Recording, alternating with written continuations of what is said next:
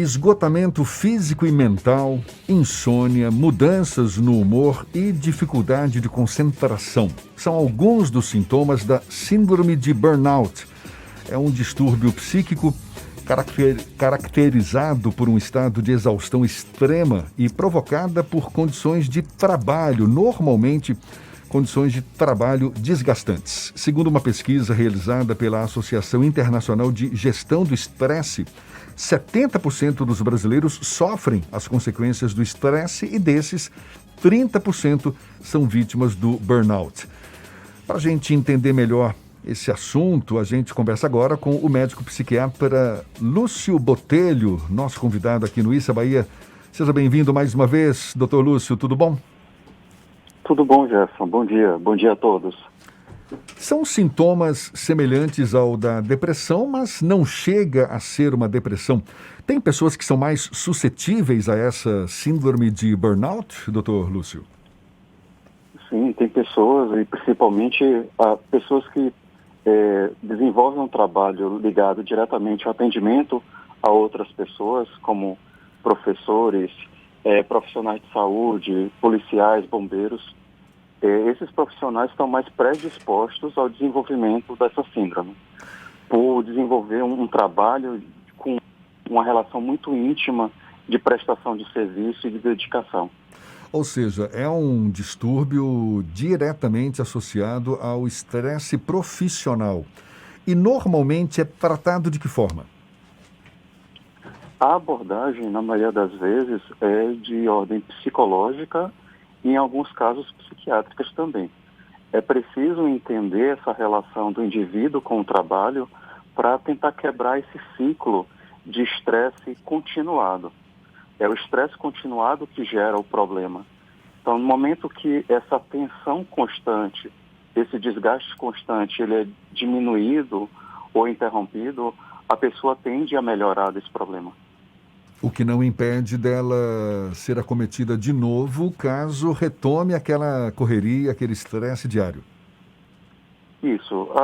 O indivíduo exposto a um estresse crônico, ele acaba tendo um desgaste de suas reservas afetivas e físicas. É difícil que quando o indivíduo se expõe novamente a essa mesma condição, ele não possa ter novamente o mesmo problema, já que já há um desgaste anterior e um acometimento, uma redução das reservas que ele tinha. E é possível fazer alguma coisa para evitar chegar ao nível de, digamos, mudar a chave e aí a síndrome de burnout se tornar algo que é difícil de você controlar sem uma interação medicamentosa ou sem um apoio psiquiátrico? É difícil você, sem nenhuma abordagem, reverter esse quadro de exaustão. Mas evitar chegar a esse nível? Assim, os esforços dentro de um panorama, inclusive mundial, buscam isso, né? Há um investimento para que as políticas de trabalho sejam modificadas para que não haja essa demanda tão constante, tão progressivamente alta em relação ao trabalhador, né? Melhorias na qualidade de assistência de saúde pública, especialmente de saúde mental, para diminuir as chances do desenvolvimento de um quadro psiquiátrico como o burnout.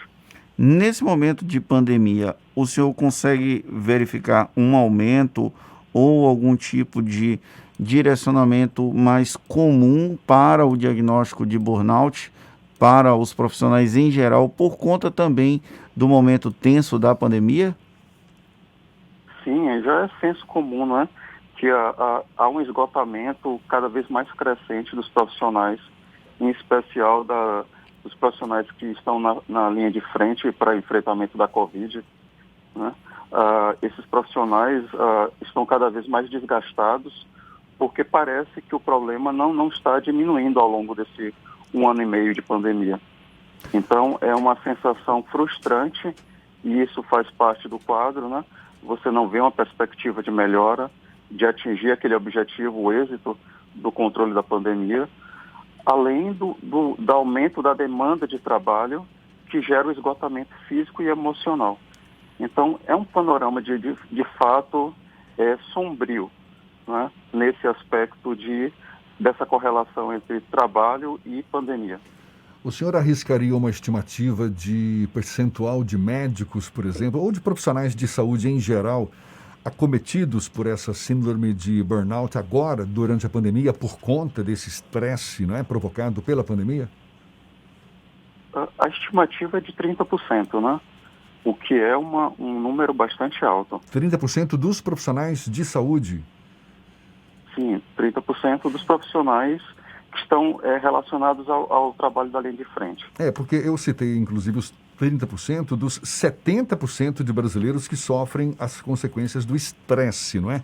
Desses 70%, 30% seriam vítimas do burnout, isso segundo uma pesquisa pela Associação Internacional de Gestão do Estresse.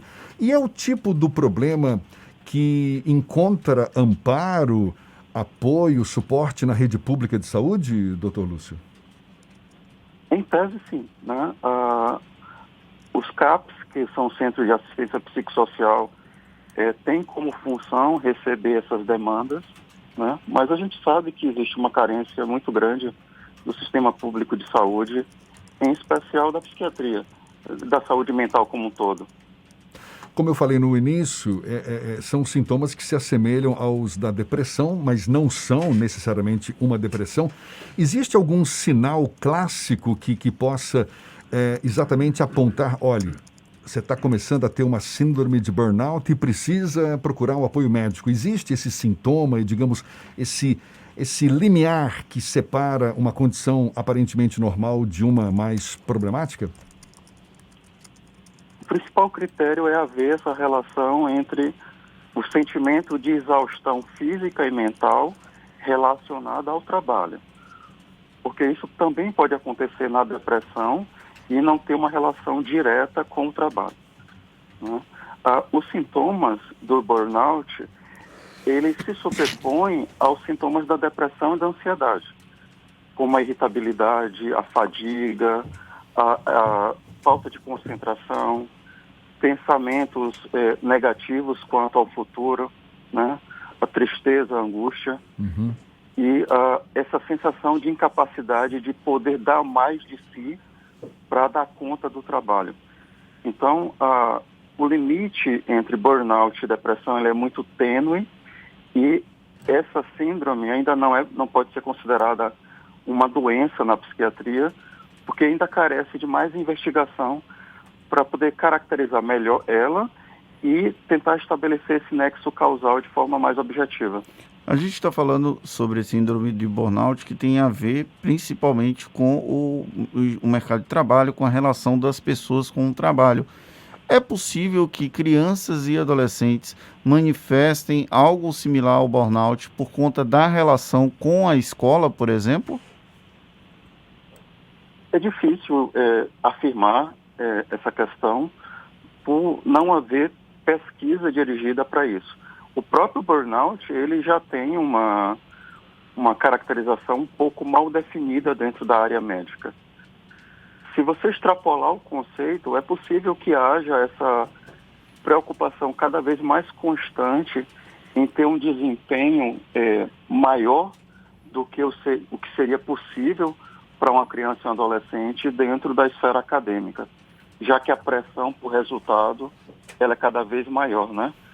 Então, é possível estabelecer essa correlação, no entanto, na área médica, a gente não pode fazer essa afirmação categórica. A gente está conversando aqui com o médico psiquiatra Lúcio Botelho sobre a síndrome de burnout. Uma pessoa que, por exemplo, perde aquela, digamos, sensibilidade emocional nas relações interpessoais, passando a tratar pessoas e situações com mais frieza, mais distanciamento afetivo, é um sinal de que a síndrome de burnout está batendo na porta? Sim, é um sinal também. É uma das características do problema. É como se a pessoa já estivesse num estado robótico, mecânico, e que trata as outras pessoas como coisas, né? E a gente consegue observar esse sintoma através das queixas dos usuários. quando chegam no RH ou na auditoria de determinado plano de saúde, por exemplo, e faz a queixa de que foi tratado com frieza, com rispidez e como se fosse gado, né? Uhum. Então, é uma preocupação, já que o burnout ele está relacionado mais com profissões que têm essa lida direta com outras pessoas. Então, o indivíduo que trata ou que recebe o outro precisa ter empatia, precisa ter sensibilidade para se colocar no lugar de quem está sofrendo.